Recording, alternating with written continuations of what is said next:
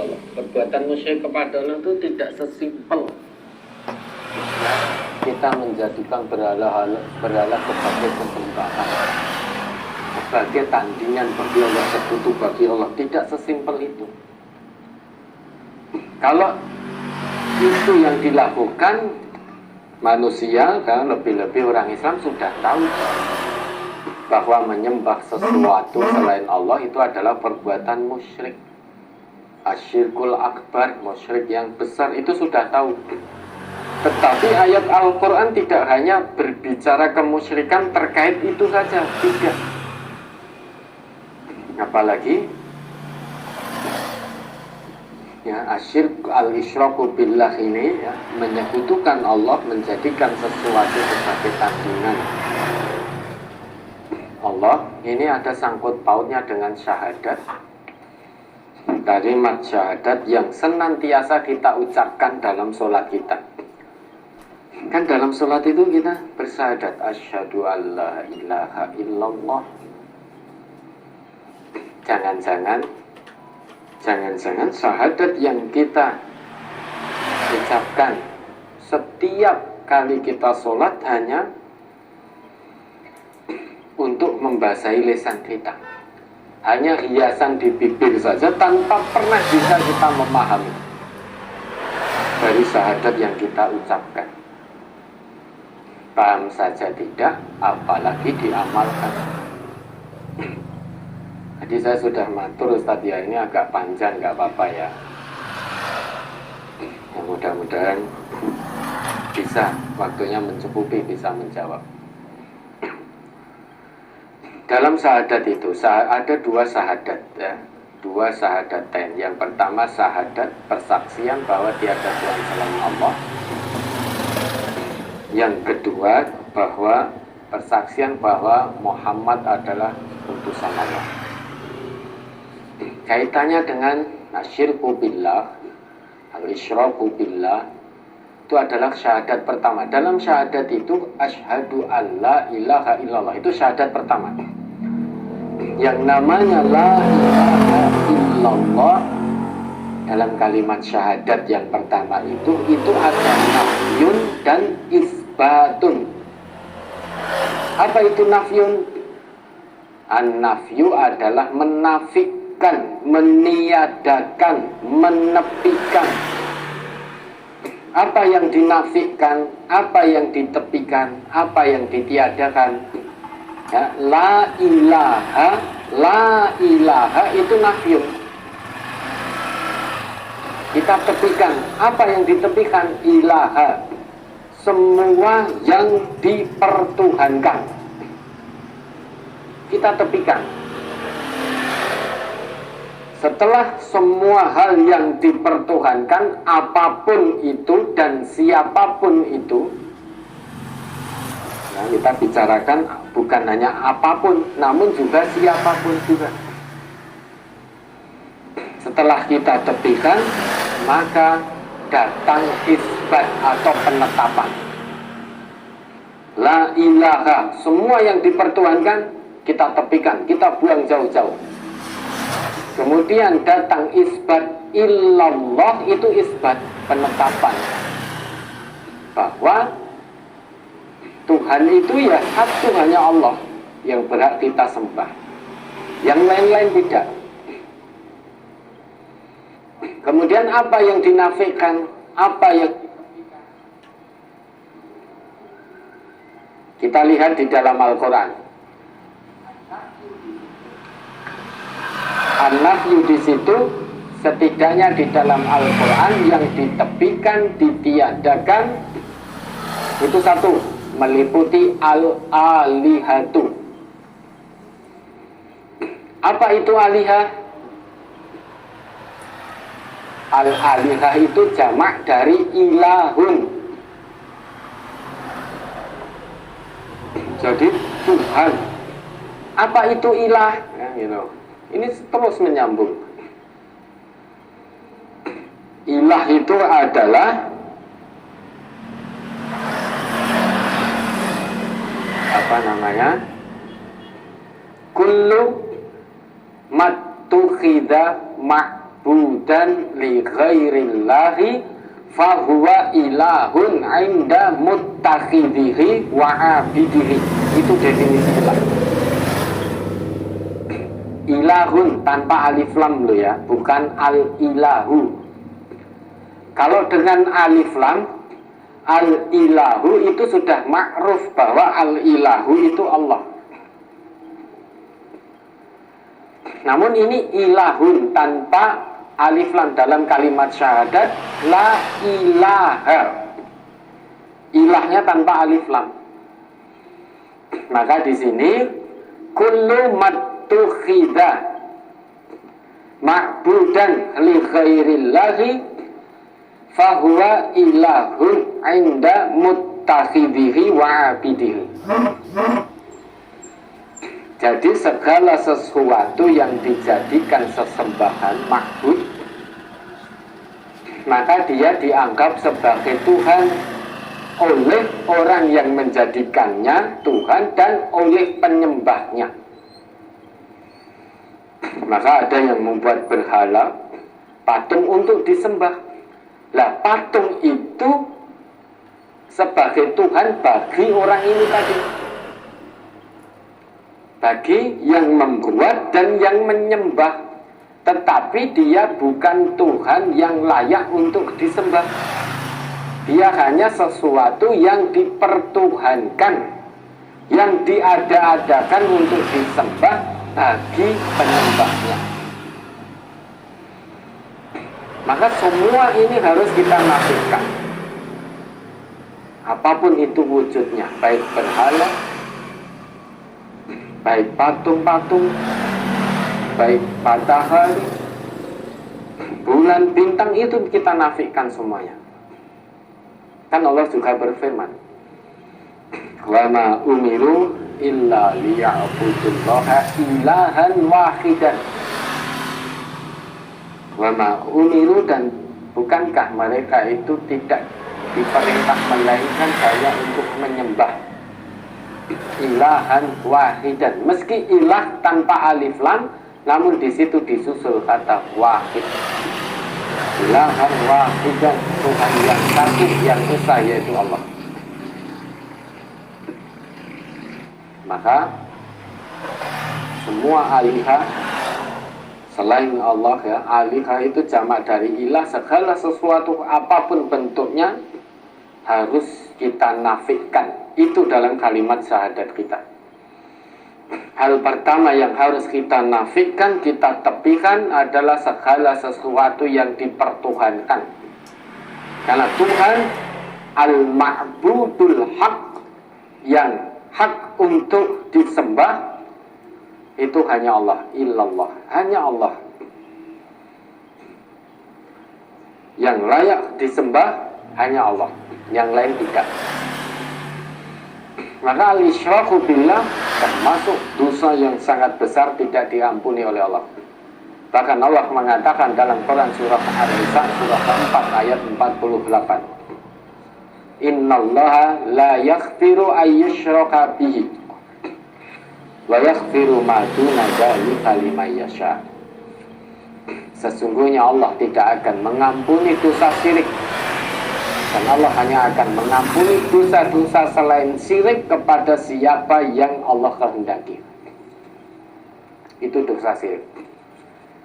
Nah, bagaimana kalau sudah terlanjur taubat, berhenti dari perbuatan syirik, berhenti dari perbuatan kemusyrikan, berhenti menjadi orang-orang musyrik, taubat kembali kepada Allah, ikuti apa yang Allah turunkan, sesali perbuatan itu, mohon ampun kepada Allah, ikuti perbuatan dosa dengan berbuat baik sebaik-baiknya dan sebanyak-banyaknya. Itu hal pertama yang dinafikan. Hal kedua yang dinafikan apa? Itu perbuatan musyrik yang ditunjuk oleh Al-Quran dengan kata andad. Coba diingat ayatnya. Fala taj'alu lillahi andada wa antum ta'lamun. Al-Baqarah ayat 22. Setelah ayat 21-nya, semua manusia diperintah oleh Allah untuk menghambakan diri secara total, menyerahkan jiwa raganya kepada Allah secara total. Kemudian ayat 22-nya di akhir, fala taj'alu lillahi andada wa antum ta'lamun. Coba dibaca ayatnya. Surat Al-Baqarah ayat 22.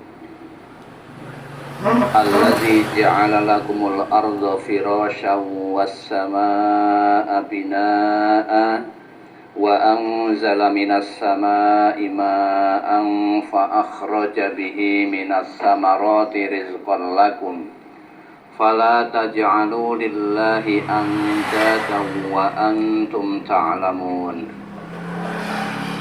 Dialah yang menjadikan bumi sebagai hamparan bagimu dan langit sebagai atap, dan dia menurunkan air hujan dari langit, dan dia menghasilkan dengan hujan itu segala buah-buahan sebagai rizki bagimu.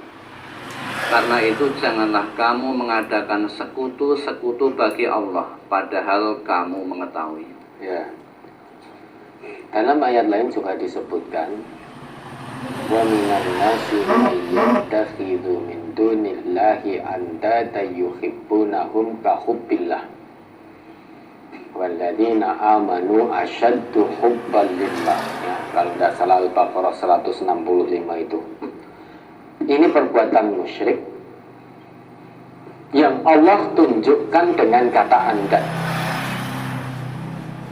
Dan andad ini harus kita nafikan juga dalam syahadat kita. Apa itu andad? Ya.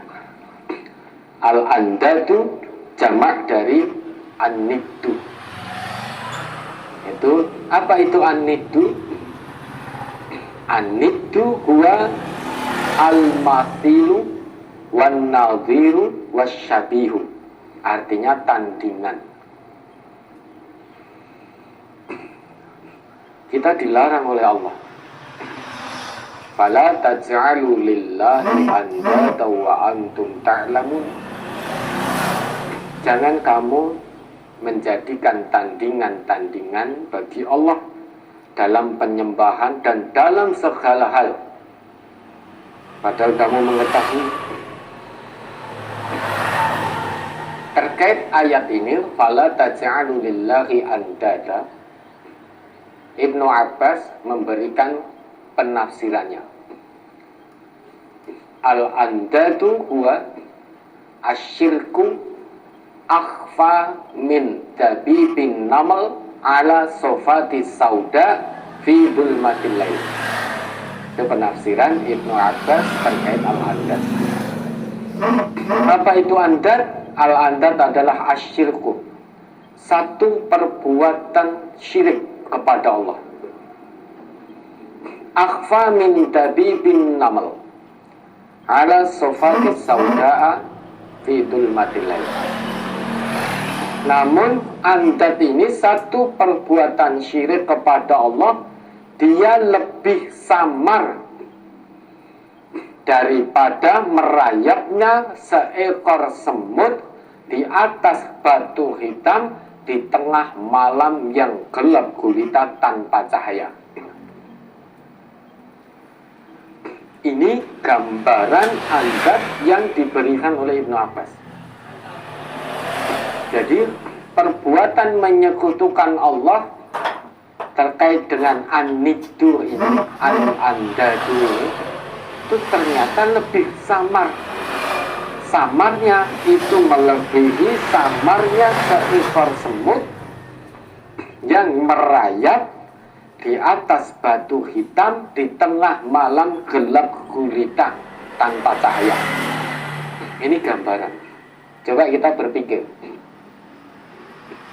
Ada semut hitam merayap di atas batu yang berwarna hitam di tengah malam gelap gulita tanpa cahaya apapun. Kira-kira semut itu kelihatan apa enggak? Coba mari kita gunakan akal kita. Kalau ada semut yang seperti itu, semut warnanya hitam merayap di atas batu yang berwarna hitam di tengah gelap malam gelap gulita tanpa cahaya, niscaya semut itu tidak terlihat oleh kasat mata manusia. Nah, al-andad lebih samar, lebih tidak terlihat lagi daripada itu, sehingga seringkali tidak disadari oleh manusia saking samarnya. Kemudian Ibnu Abbas meneruskan penafsirannya, ka'ayyakular rajulu, perbuatan andad yang sangat samar seringkali tidak disadari oleh manusia, seperti perkataan seseorang, laulaya ma'akana nusus al-barihah, jika bukan karena saya tadi malam kampung kita disatroni oleh maling. Ini perkataan yang sering kita ucapkan. Saat ini pun kita begitu. Lah aku nek ora mergo aku, nek dudu aku, wes urusan gue ora mungkin rampung. Ya gue mergo aku, sing rampungi urusan gue ya aku. Misalkan, nek ora mergo aku, saat ini apalagi saat pandemi, nek ora mergo aku, ya ora mungkin nih mayat sing kena covid itu terkubur, ya ora mungkin. Ya gue mergo aku, makanya selesai urusan. Nek dudu aku, wes ngaji online ya ora lancar. Tapi ya mergo aku, mengaku ahli di bidang IT. Nek ora aku, wes komunikasi majelis dengan orang lain ya ora lancar, mergo aku. Terus nek kudu mergo aku, wes sapa wae lah. Kuwi usaha kuwi, dodolan kuwi, jualan itu, bisnis itu, kalau bukan saya wes mesti bangkrut. Jadi keakuan itu ternyata andad. Ternyata andad, dan kita sering kali tidak sadar itu, karena sudah menjadi hobi. Ternyata andad perbuatan syirik. Memang syiriknya syirkul asghar, syirik kecil, riya. Seperti kalau kita mengatakan Masya Allah wa syi'ta, apa yang Allah kehendaki dan yang kamu kehendaki, itu ternyata andad. Dulu Nabi kita pernah ada seseorang mengatakan kepada Nabi, Masya Allah wa syi'ta, ya Rasulullah, Masya Allah wa syi'ta. Wahai Rasulullah, apa yang Allah kehendaki dan apa yang engkau kehendaki? Apa jawab Nabi kita? Nabi kita bersabda, Aja'altani lillahi niddan, apakah kamu akan menjadikan aku ini tandingan bagi Allah? Bal qul masya Allah wahdah. Namun cukup katakan apa yang Allah kehendaki, sudah itu saja. Nah, kita kan tidak. Maka iklan di radio itu kalau dirubah, saya sering dengar iklan apa itu, kalau tidak salah apa, mie ayam atau apa itu ya. Bukan, iklan begini, bagaimana ini kok jualannya laris dan lain sebagainya. Itu iklan di kita itu, oh gampang, iklan saja di radio, Persada FM, begitu. Nah, itu tanpa sadar berbuat andad iklan itu, maka dirubah nanti iklannya. Seolah-olah yang menyebabkan lancarnya usaha seseorang radio kita, TV kita, seolah-olah begitu. Ini kalau tidak iklan di Persada FM, tidak iklan di NTA TV, usahanya tidak lancar. Itu kalau belum dirubah, saya masih sering mendengar itu. Oh, silahkan. Nah, itu kita begini karena saya iklan di radio Persada FM, di MTA TV. Loh, itu kalau tidak diluruskan, tanpa sadar kita berbuat nik, berbuat andat, menjadikan radio TV kita tandingan bagi Allah. Seolah-olah usaha seseorang baru akan sukses, baru akan lancar kalau iklan di radio dan MTA TV. Melupakan Allah bahwa Ar-Razzaq itu Allah, yang menggerakkan pembeli untuk menuju usahanya adalah Allah, untuk beli di tempatnya. Lah, iklan di radio TV kita hanya ikhtiar insani. Namun Ar-Razzaq yang sesungguhnya hakikatnya Allah. Radio, TV itu hanya wasilah ikhtiar insani, dan kita diperintah Allah untuk melakukan ikhtiar insani. Namun ikhtiar insani bukan segalanya. Apalagi sampai mengatakan, ya, itu kan mafhum mukhalafahnya. Kalau memang iklan seperti itu, kita kan menangkap mafhum mukhalafahnya orang awam. Oh, berarti